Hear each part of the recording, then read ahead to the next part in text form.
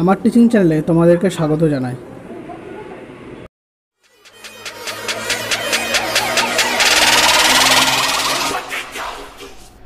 আজ পরীক্ষাগার ও রাসায়নিক শিল্প অজৈব রসায়ন চ্যাপ্টারের 2 নম্বর ভিডিও অর্থাৎ H2Sটা পড়াবো। প্রথম হচ্ছে H2S প্রস্তুতির প্রয়োজনীয় দ্রব্য, তারপর শর্ত, সমীকরণ ও সংগ্রহ। 4টে কোশ্চেন হচ্ছে। তাহলে প্রয়োজনীয় দ্রব্য H2S প্রস্তুতি হচ্ছে ferrous sulphide FeS, ferrous sulphide ও লঘু সালফিউরিক অ্যাসিড। এটা খেয়াল রাখতে হবে, এটা কিন্তু গাঢ় সালফিউরিক অ্যাসিড নয়, লঘু H2S পড়বে, লঘু সালফিউরিক অ্যাসিড। লঘু সালফিউরিক অ্যাসিড মানে জল, সেতে জলের পরিমাণ বেশি থাকে। আর এটা তোমরা অবশ্যই জানো হয়তো যে লঘু দ্রবণ যে তৈরি করা হয় তাতে কিন্তু সবসময় জলেতে অ্যাসিড দেওয়া হয়, অ্যাসিডে জল দিলে হবে না। কারণটা কি, অ্যাসিডে জল দিলে মানে প্রচুর হিট হয় এবং বিস্ফোরণ ঘটতে পারে। সেটা সবসময় লঘু করার নিয়ম হচ্ছে জলেতে অ্যাসিড দিতে হয়। তাহলে ফেরাস সালফাইড এবং তার সাথে লঘু সালফিউরিক অ্যাসিড। তারপর 2 নম্বর কী আছে, শর্তরও কিছুই না, ফেরাস সালফাইডের সাথে লঘু সালফিউরিক অ্যাসিড সাধারণ তাপমাত্রাতেই এটা ঘটে। মানে এর জন্য স্পেশাল কোনো কন্ডিশন বা এত টেম্পারেচার বা এত প্রেশার লাগবে তা নয়, সাধারণ উষ্ণতাতেই এটা ঘটবে। তাহলে সাধারণ উষ্ণতা। 3 নম্বর হচ্ছে সমীকরণ। তাহলে FeS প্লাস লঘু H2SO4, তাহলে FeSO4 প্লাস হচ্ছে তোমার H2S তৈরি হয়ে গেল। এবং সংগ্রহ করার পদ্ধতি, যেহেতু H2S তোমার বাতাসের থেকে ভারী, মানে H2S বাতাসের থেকে ভারী যেহেতু, সেই জন্য ধরো এই যে তৈরি হচ্ছে, এখানে ধরো H2S তৈরি হয়ে এখানে ধরো একটা পাত্র তৈরি হচ্ছে, সেখানে H2S জমা হচ্ছে বাতাসের ঊর্ধ্ব অপসারণ দ্বারা। তাহলে বাতাসের ঊর্ধ্ব অপসারণ দ্বারা একে সংগ্রহ করা হয়, ঊর্ধ্ব অপসারণ দ্বারা সংগ্রহ করা হয়।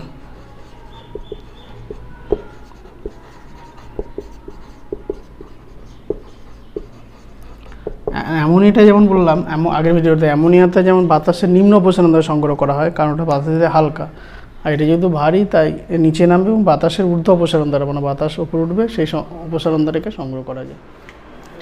এই যে H2S প্রস্তুতির সময় যে H2SO4টা নিলাম, সেটা কি বললাম, সবসময় H2SO4টা নেবো লঘু H2SO4। এখানে কিন্তু গাঢ় H2SO4 নেওয়া যাবে না। এটা অনেক সময় কোশ্চেন পড়ে যে H2S প্রস্তুতির সময় গাঢ় H2SO4 কেন ব্যবহার করা হয় না। H2S প্রস্তুতির সময় গাঢ় H2SO4 কেন ব্যবহার করা হয় না, কারণটা হচ্ছে ধরো H2S তৈরি হয়ে গেল, গাঢ় H2SO4 ব্যবহার করেই H2S তৈরি হয়ে গেল, কিন্তু গাঢ় H2SO4 হচ্ছে শক্তিশালী জারক পদার্থ। সে কী করবে, এই উৎপন্ন H2Sকে, এই যে H2Sটা উৎপন্ন হয়েছে ফেরাস সালফাইডের সাথে বিক্রিয়া করে, সেই উৎপন্ন H2Sকে জারিত করে দেবে। কি করবে, SO2-তে জারিত করে দেবে, প্লাস S প্লাস হচ্ছে ওয়াটার। মানে তাহলে আমরা যে H2Sটা পেতে চাইছি সেই H2Sটা কিন্তু আর পাবো না। সেই জন্যই এটা হচ্ছে তোমার গাঢ় H2SO4 ব্যবহার করা যাবে। এইভাবে যে তোমার ইয়েটা উৎপন্ন হচ্ছে, H2Sটা উৎপন্ন হচ্ছে, তার সাথে জলীয় বাষ্প, অ্যাসিড বাষ্প এবং হাইড্রোজেন গ্যাস থাকে, মানে ওর সাথে থাকে অশুদ্ধি রূপে।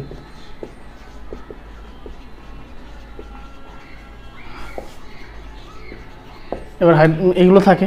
এবার একে প্রথমে কি করা হচ্ছে, প্রথমে sodium hydrogen sulphide NaHS, sodium hydrogen sulphide দ্রবণের মধ্যে দিয়ে চালনা করা হয় প্রথমে। তাহলে ফার্স্ট স্টেপে হচ্ছে সোডিয়াম হাইড্রোজেন সালফাইড দ্রবণের মধ্যে দিয়ে চালনা করা হচ্ছে।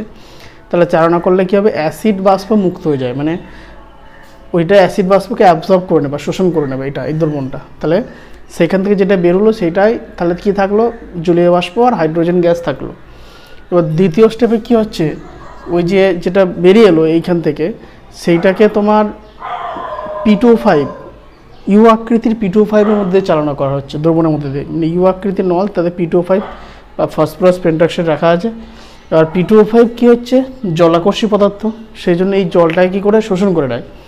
আর P2O5 কেন ব্যবহার করা হয়, এখানে ক্যালসিয়াম অক্সাইড, অ্যামোনিয়াতে যেমন ক্যালসিয়াম অক্সাইড ব্যবহার করেছি, সেরকম ব্যবহার কেন করতে পারবো না, কারণ H2S হচ্ছে অ্যাসিডিক আর P2O5 বা ফসফরাস পেন্টক্সাইড হচ্ছে অ্যাসিডিক। তাহলে H2S-এর সাথে P2O5-এর কোনো রিয়াকশান হবে না।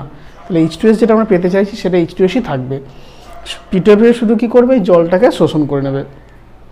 তাহলে জলীয় বাষ্প মুক্ত হয়ে গেল। তাহলে দ্বিতীয় স্টেপ হচ্ছে ইউ আকৃতির P2O5-এর মধ্য দিয়ে চালনা করতে হবে। ইউ আকৃতি একটা পাত্র আর কি, তার মধ্যে P2O5 রাখা আছে আর কি। ইউ আকৃতির P2O5 যুক্ত পাত্রের মধ্যে দিয়ে চালনা করতে হবে।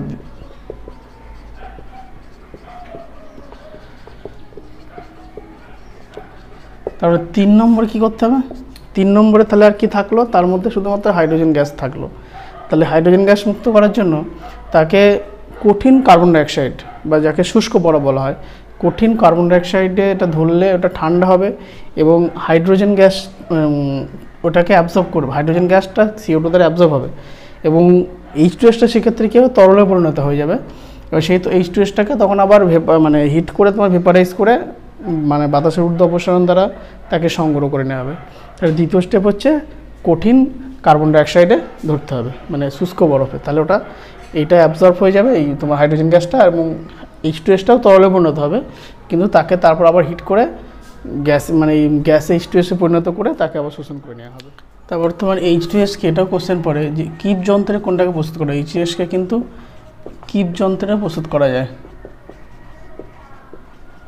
কিপ যন্ত্রে প্রস্তুত করা যায়। আর একটা দেয় যে H2S গন্ধ কেমন। H2S গন্ধ হচ্ছে পচা ডিমের মতো, অর্থাৎ রোটেন এগ। H2S গন্ধ পচা ডিমের মতো।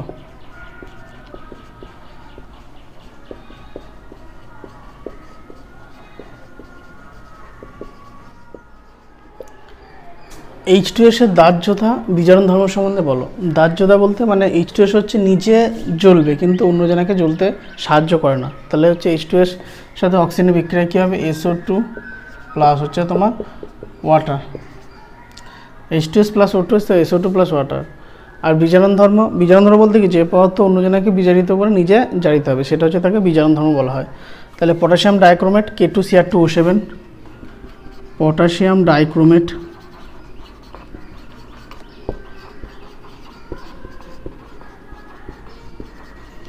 প্লাস H2SO4 প্লাস H2S দিয়ে তৈরি হচ্ছে কি K2SO4 মানে পটাশিয়াম সালফেট, Cr2SO4 মানে ক্রোমিক সালফেট, পটাশিয়াম সালফেট, এটা হচ্ছে ক্রোমিক সালফেট, এটা হচ্ছে H2O, এটা হচ্ছে সালফার। তাহলে H2Sটা কি হয়েছে, H2Sটা হাইড্রোজেন ছেড়েছে, হাইড্রোজেন ছেড়ে কিসে পরিণত হয়েছে, সালফারে পরিণত হয়েছে। তাহলে হাইড্রোজেন ছাড়া মানে নিজে হচ্ছে জারিত হয়েছে, তাহলে H2Sটা জারিত হয়েছে। তাহলে কি করেছে, অন্যজনকে বিজারিত করেছে, অনেকে বিজারিত করেছে, তাহলে এই হচ্ছে বিজারণ ধর্ম উদাহরণ হয়ে গেল। এই প্রক্রিয়াটা হচ্ছে তোমার জারণ প্রক্রিয়া, নিজে জারিত হয়েছে। আবার যদি জারণ অবস্থাতেই দেখা যায়, এটা হচ্ছে -2 আছে, এটা -2 থেকে 0 হয়ে গেল, তাহলে কি জারণ অবস্থা বাড়লো, -2 থেকে 0 হলো, তাহলে জারণ অবস্থা বাড়লো, জারণ অবস্থা বাড়লে সেই প্রক্রিয়াটা বলা হয় জারণ। CuSO4 বা copper sulphate, PbNO3(2), lead nitrate আর AgNO3 বা সিলভার নাইট্রেট, প্রত্যেকের সাথে H2S বিক্রিয়াগুলি লেখো। CuSO4 মানে কপার সালফেট হচ্ছে তুঁতে কালার বা তুঁতে বলা হয় বা নীল রঙের কালার, তার সাথে H2S বিক্রিয়া কী হয়, CuS বা কিউপ্রিক সালফাইডের কালো অদক্ষেপ উৎপন্ন হবে প্লাস H2SO4। তাহলে CuS এর কালো অদক্ষেপ, সেজন্য এটাই অদক্ষেপ বলে ডান দিকে নিচের দিকে অ্যারোটা দেওয়া আছে।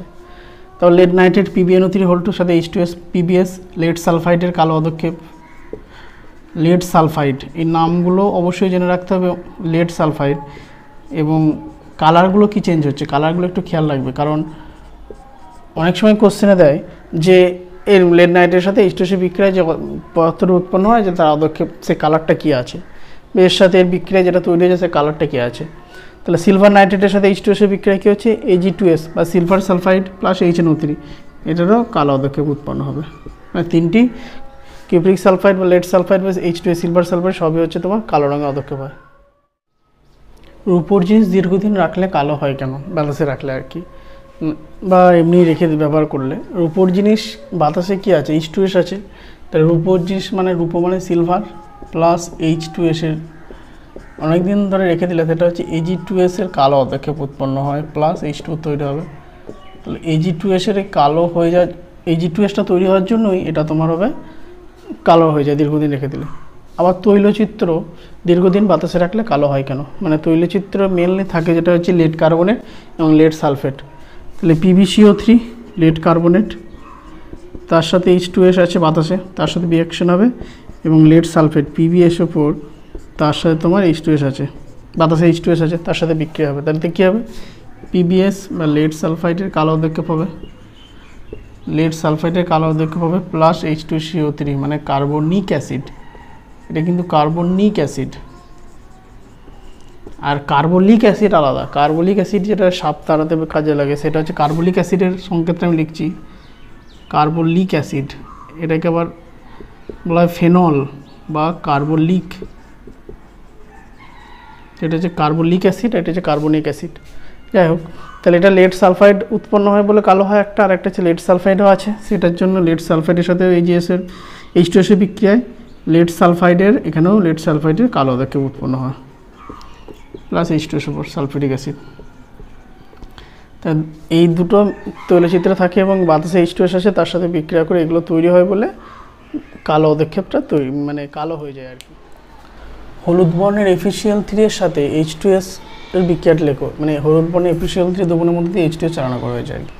তো তৈরি হচ্ছে, এটা হচ্ছে FeCl3 মানে ferric chloride, FeCl2 ferrous chloride, আর তারপর সালফারের পরে ডান দিকে নিচের দিকে ডাউনওয়ার্ডস অ্যারো মানে হচ্ছে সালফার অধ্যক্ষেপ পড়ছে, প্লাস হচ্ছে HCl, এর সাথে তৈরি হচ্ছে। একটা যে সোডিয়াম নাইট্রোপ্রোসাইডের মধ্য দিয়ে H2S এর ক্ষারীয় দ্রবণ চালনা করা হলো, তাহলে H2S প্লাস NaOH ক্ষারীয় দ্রবণ মানে কোনো একটা বেস মেশানো হচ্ছে, তাহলে H2S প্লাস NaOH Na2S মানে sodium sulphide, sodium sulphide, sodium sulphide plus H2 water তৈরি হচ্ছে, এবং সোডিয়াম সালফাইড যেটা তৈরি হচ্ছে তার সাথে হচ্ছে সোডিয়াম নাইট্রোপ্রোসাইড, এর নাম হচ্ছে সোডিয়াম নাইট্রোপ্রোসাইড, সোডিয়াম নাইট্রোপ্রোসাইড